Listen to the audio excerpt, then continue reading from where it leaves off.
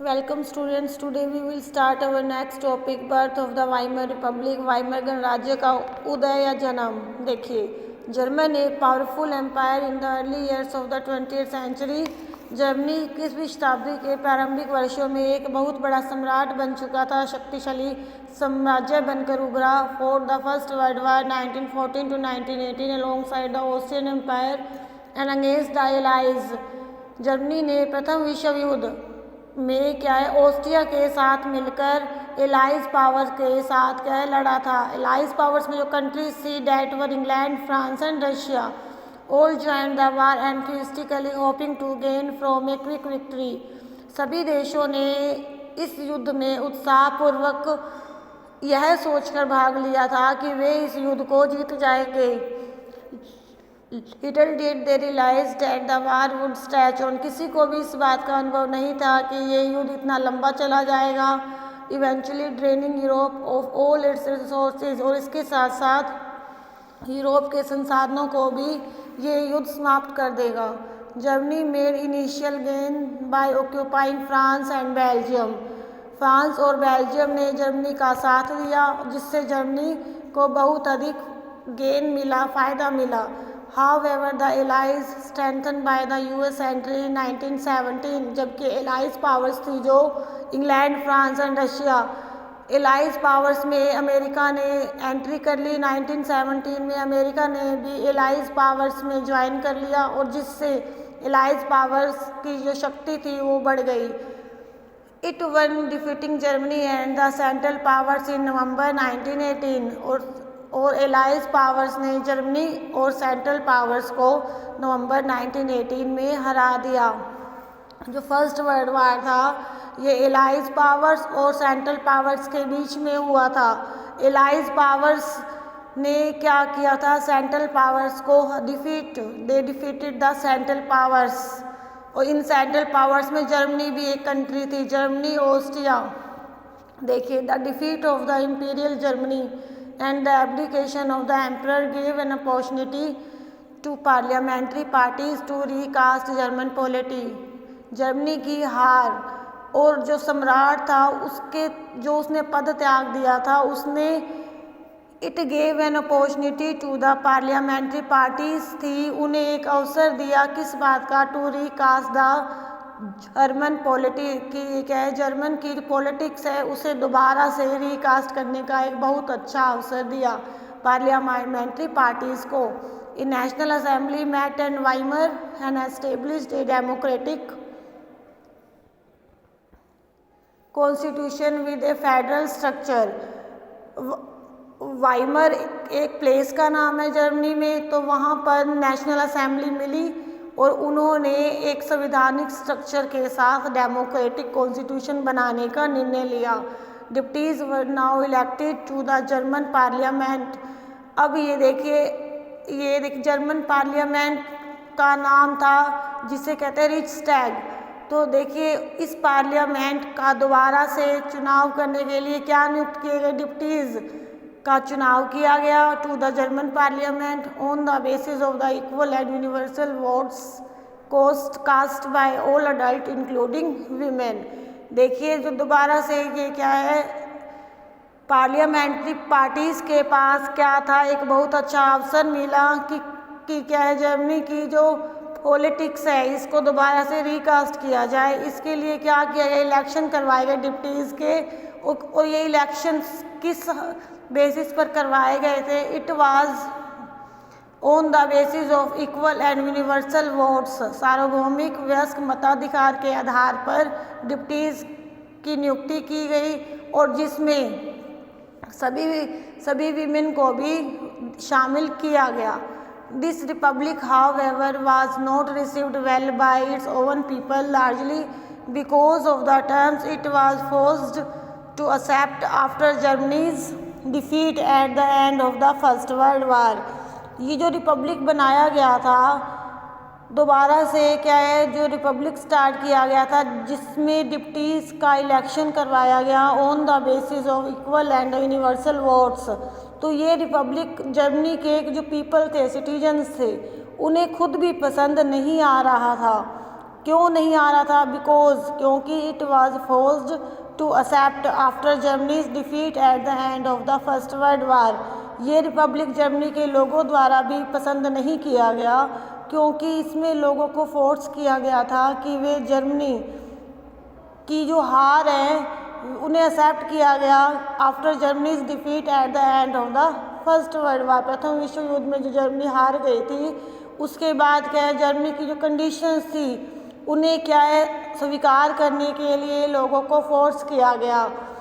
The peace treaty, एक शांति वार्ता हुई, the peace treaty at the Versailles with the allies powers के बीच में जर्मनी की एक शांति वार्ता हुई, जो कि कहाँ हुई? वर्साइल की संधि के नाम से जाना जाता है, the treaty of Versailles with the allies was a harsh and humiliating peace. जो ये संधि थी, जो वार्ता संधि थी एलाइज पावर्स के साथ वर्साइल पर, तो ये क्या है, ये बहुत सख्त थी, कठोर थी और एक अपमानजनक शांति वार्ता थी।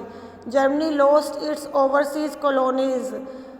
इस शांति वार्ता से क्या है, जर्मनी ने अपनी कुछ औपनिवेशिक खो दिए। ए टेंथ ऑफ इट्स पॉपुलेशन, अपनी जनसंख्या का 1/10 पार्ट, 13% ऑफ इट्स टेरिटरीज, अपनी जो सीमा क्षेत्र, इसने अपनी क्या 13% सीमा क्षेत्र खो दिए, 75% of its iron and 26% of its coal to France, Poland, Denmark and Lithuania.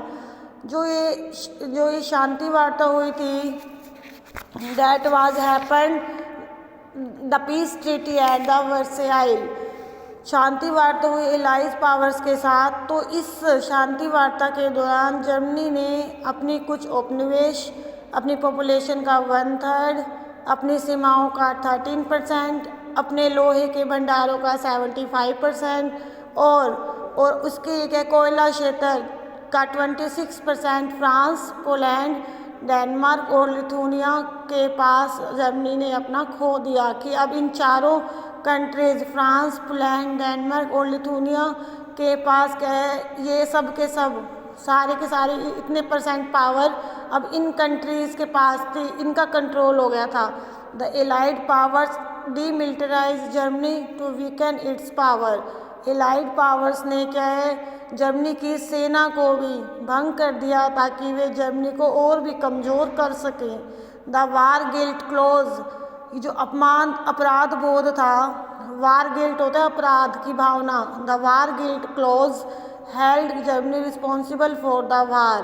अपराध बोध की भावना ने क्या कर दिया, ये क्या है, जर्मनी को रिस्पॉन्सिबल बना दिया, जर्मनी को जिम्मेदार ठहराया। किस बात के लिए? For the war and the damage the allied countries suffered. अपराध बोध की जो भावना थी, इसने क्या है, इसने जर्मनी को अपराधी ठहराया।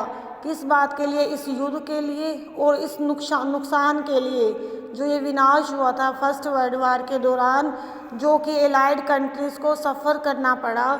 इन सब के लिए क्या है, जर्मनी को जिम्मेदार ठहराया गया। Germany was forced to pay compensation accounting to 6 billion pound. Germany को 6 बिलियन पाउंड के बराबर क्या है, हर्जाना भी देना पड़ा। The allied आर्मीज also occupied the resource rich Rhineland for much of the 1920s। जो एलाइड आर्मीज थी, उन्होंने जर्मनी के 1920 तक जर्मनी के जो रिसोर्सेज, कुछ प्लेस ऐसे थे जो कि that were rich in resources like Rhineland, यहाँ पर भी अधिकार कर लिया। Many Germans held the new Weimar Republic responsible for not only the defeat in the war but the disgrace at Versailles। देखिए, जो जर्मनी के लोग थे, many Germans held the new Weimar Republic. देख, जर्मनी के लोगों ने क्या है, वाइमर गणराज्य को जिम्मेदार ठहराया। किस बात के लिए? ये क्या, not only in the defeat, कि इस प्रथम विश्व युद्ध में जो हार हुई थी, इसका जिम्मेदार ठहराने के साथ साथ जर्मन के लोगों ने क्या है, जो वर्साइल जो शांति वार्ता हुई थी, पीस ट्रीटी हुई थी वर्साइल पर, वहाँ पर जो अपमान हुआ जर्मनी का, इसके लिए भी जर्मन्स ने वाइमर रिपब्लिक को जिम्मेदार ठहराया। तो ये था क्या है जर्मनी के बारे में कि after the first world war Germany को क्या क्या नुकसान हुआ, उसे क्या क्या ह्यूमिलेटिंग फेस करनी पड़ी, और जो what was the treaty of Versailles की संधि क्या थी, और इसमें जर्मनी को क्या क्या जर्मनी ने गंवा दिया। Okay students, today you will read about the rise of the Weimar गणराज्य। क्लियर। और आपको ये मैं बता दूँ, ये जो एरिया है जर्मनी का, ये सारा का सारा area it was controlled by the 4 countries. ये बताया भी गया है पीछे कौन कौन सी कंट्रीज़ थी, वे थी France, Poland, Denmark and Lithuania. इस सब एरिया पर यहाँ देखिए लिखा भी गया है लैंड टेकन फ्रॉम जर्मनी। ये जो ऑरेंज वाला पोर्शन है यहाँ पर, ये क्या है, यहाँ से जो लैंड थी, ये वाली लैंड क्या है, एलाइज पावर्स के द्वारा ले ली गई थी जर्मनी की ये लैंड। इसके बाद land under league of Nations control, और जो लैंड क्या है लीग ऑफ नेशंस के कंट्रोल में थी, वे सारी कौन सी थी, ये वाली, this land was under the control of league of Nations. और ये वाला जो एरिया है, ये जो है वाइट लाइंस वाला, यहाँ पर इसका है, ये ऐसा जोन है जहाँ पर एलाइड पावर्स ने जर्मनी की जो सेना थी उसे क्या है डीमिलिटराइज कर दिया था। Okay students, today you will read about the birth of the Weimar Republic. Okay.